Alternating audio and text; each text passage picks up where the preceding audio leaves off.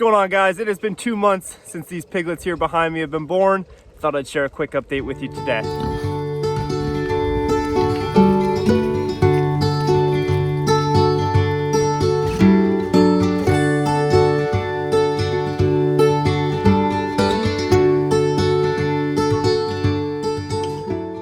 So what's going on, guys? Welcome back to the farm. Another rainy day here, but I thought I'd share a quick 2-month update, kind of where we're at with our piglets. You can see they're happily eating away right now. Just fed them, give them a bunch of kitchen scraps, a bunch of milk, which they're definitely loving here as well.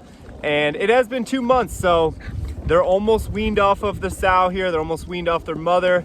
They are eating a lot of food here for us, and they're definitely putting on some size. So if you're not familiar with our farm, our piglets are a cross between American Guinea Hog and a Hampshire. So when we got our pigs for the first time, our boar Ziggy, our sow Betsy, they said they were 3/4 American Guinea Hog. I find that probably unlikely, just by the characteristic, but they are a little bit of a smaller breed. We just found that out as we processed our first litter here that we had last spring. Definitely smaller animals, more of a lard type pig, which that of the American Guinea Hog is. So interesting to see what kind of breed we're working with. So being that this is our second litter, it is pretty interesting. They are actually putting on better size than that of our first litter. So I'm curious to kind of see where they go. We have decided, guys, that we're gonna actually keep all these. There's 7 here right now. We started with 11. We had 2 different litters. Unfortunately, if you guys haven't seen our channel at all, our Idaho sow actually died shortly thereafter farrowing piglets. Fortunately, Betsy over here was able to take them in. She is a fantastic sow for us. She basically nursed them up to health, and we do have the 2, I guess you'd call them meat mutts, that they say in a lot of ways here.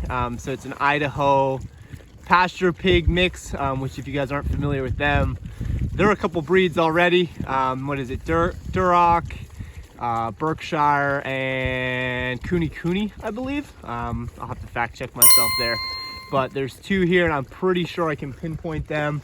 You have this little girl here who, interestingly enough, doesn't have a tail. So I'm not really sure what happened there, but I'm pretty sure she is one of them. Has a little bit of a flatter snout. Cute little thing, that's for sure. But she's definitely, you know, you'd say probably the runt of the litters here. She's definitely the smallest. There's another one right here, this black one, the all black one.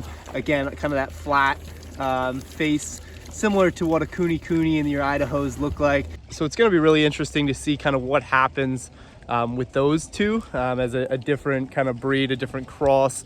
Just curious to see how they grow out compared to that of your American Guinea Hog Hampshire crosses. So like I said before, guys, the first litter, the litter that we just processed here, they were about 8 to 9 months old.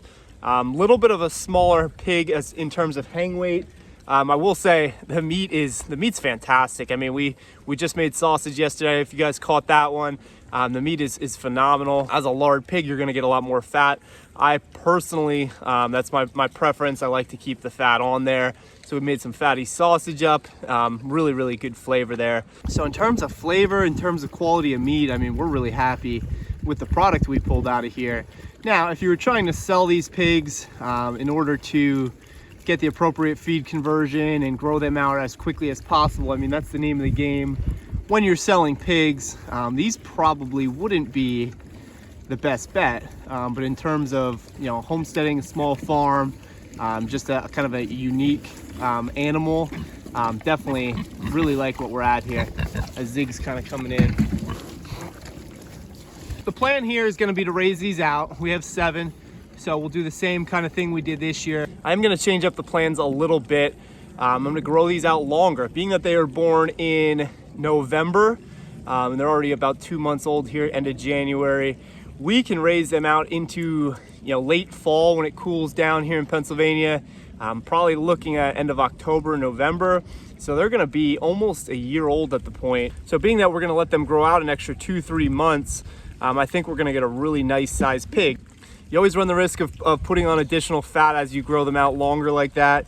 We're gonna try to keep the protein pretty high in their feed. Hopefully I can source some sort of different feed this year. We're also gonna try to grow some things for ourselves. Pumpkins, I've talked about that before. Hopefully we can source some feed from other areas on the farm. Hopefully our garden has some surplus that we can give to them as well. Just kind of give them a well-balanced diet. Since we have a little bit more time, I'm gonna try to let them forage a little more. We're actually going to move them very soon. As soon as I have time here, we're gonna move them into the next pasture. It's a fresh slate for them. This thing is definitely, I mean, you guys can see here what they did here, completely worn out, which is great. So you can see the pigs have pretty much cleared out this entire woods, which is exactly what we wanted them to do here. I mean, you guys that are familiar with the channel, you know, you couldn't even walk through here before, not a chance, and it's wide open. So it leaves us a nice clean slate to kind of work with. They uncovered an old foundation here, which we knew was here, but they really cleaned this up too. So it's pretty cool, kind of what these pigs are doing to the landscape. Our plans, what we're going to do, as soon as the weather breaks, as soon as we get warm enough weather where we'll get some germination, I'm gonna get in here. Probably gonna have to clean out some of this dead wood, some of these trees, just to thin it out a little bit more. Then I'm gonna go ahead, I'm gonna overseed, and hopefully we can get some grasses in here. Really the long-term plan is to kind of have almost like a silvopasture set up in here. I'd love to turn the sheep back in here if we can get some growth this coming spring. More to come on that. That one I'm really excited for. Still kind of working through what seed mix to use. Obviously it's gonna probably be some sort of blend just to see kind of what works best in this situation. But long story short, guys, we got to get the pigs out of here. It has become pretty muddy in here just because they're constantly rooting and they really don't have anything else to root at this point. But I'm going to show you a comparison right now. This is where I just came from. You just saw me walk through this area. Again, it's wide open. Pretty cool, again, what these animals can do. And this is where they're going to be. So nice and thick in here. The sheep actually were in here for a little bit. And believe it or not, sheep actually will clean up some of this stuff. I mean, they're not goats, but they're gonna do a little bit of work for you. But you can see there's plenty of opportunity here for the pigs to get in and do their thing. And believe me, they're going to once we get them in here. Obviously, I'm gonna put up some electric, run a single wire like I did at the base of this woven wire. And this is our next section of our pasture. So again, they're gonna get in here, they're gonna root everything up, and we're gonna have another nice clean pasture as well. This one's definitely a little smaller, but now that we're down to less animals, really no concern there as well. And at that point, guys, moving forward, I really should just be able to kind of bounce them back and forth. Obviously, it's only separated here by a section of woven wire, so I should be able to move them back and forth pretty easily. Obviously, if we get growth over here like I plan on, let this kind of rest, let this recover. It's definitely been a little overdone, so let them over here a while, and then eventually we'll bring them back in. Again, I'd like to get the sheep in here. I think it'd be awesome if I get some good grasses, get the sheep to run a couple days through here, and then get them out. Obviously, that's going to continue to promote pasture health, getting different animals in here to work your land. So excited about that. I know we're talking pigs, we're giving an update on the piglets, but that is going to be part of our rotation, part of how we're moving them here. And of course, as I step away, feed dish got destroyed. I heard a cracking up here, and yeah, did I ever say pigs break things? Because they they certainly do. But anyway, another reason and another benefit to moving them. I'm going to try to raise these animals on a little bit less grain.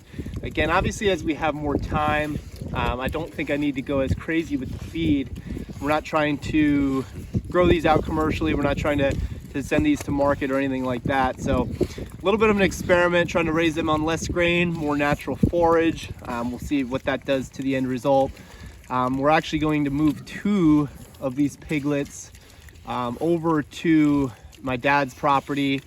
We're gonna kind of experiment there. He's gonna try to go almost, he's pretty much gonna try to go as little grain as possible. Again, just to kind of see what the result is, what the quality of the meat is. Obviously, we're gonna take care of these animals. We're gonna give them plenty of feed. So you guys that are watching and have that concern, you know, please don't worry about that. We're always gonna take care of these animals. And actually, as I'm watching this one, This kind of almost looks like a little bit of an Idaho as well. So, you know, as we observe these animals, they're changing every day, especially at this time in their lives where they're just constantly growing. Again, you can see the flatter snout there as compared to, say, this black one right next to it. So pretty interesting. We'll really start to see the differences as they start to put on more size. I think that's when you're going to see the separation in the genetics and really kind of seeing what type of animals these are. So interested to see kind of what's going on there. Unfortunately, we had the loss, but I'm really happy that these animals are doing well. They're definitely putting on good size, and Betsy here, you know, definitely can't talk her up enough. It's pretty cool that she's been able to take them in, and again, they've been very healthy animals to this. Now, in terms of breeding, our plans for that, we're gonna go ahead, we're gonna let Betsy and Ziggy here continue to do their thing. They've been very successful here for us. Keep talking about how great she is. His temperament's pretty good as well. He's a big animal. Obviously, you always got to use caution around animals like that, but he's never really shown any sense of aggression or anything towards us. So definitely keeping him around. Hoping, if everything goes well, we should have another spring litter. My guess would probably be about in May sometime. That seems to be about the cycle that we're running on here. So she did throw 8 her last litter back to the spring. I can't even remember how many, but it was close to that, I believe. So again, very successful. No reason to break that up. And if we want to continue pigs here on the farm, it's kind of a no-brainer for us. It's pretty easy. I mean, I do think we could do probably a little better job just managing that and kind of timing it, even if we have to separate her and Zig for a little. Probably a good idea. That way we're not having winter piglets again, because you know that is definitely a stressful situation, dealing with the cold, dealing with the rain, snow, whatever it is, and trying to keep your piglets alive. Definitely challenging there. A May farrowing, I mean, that would be great compared to what we just dealt with here in November until now. At the 2-month mark, you know, there's not a whole lot to worry about at that point. Pigs can get pneumonia, so this cold, wet weather that we've had all winter, you know, that can be challenging for piglets. But again, at 2 months, they're usually pretty good.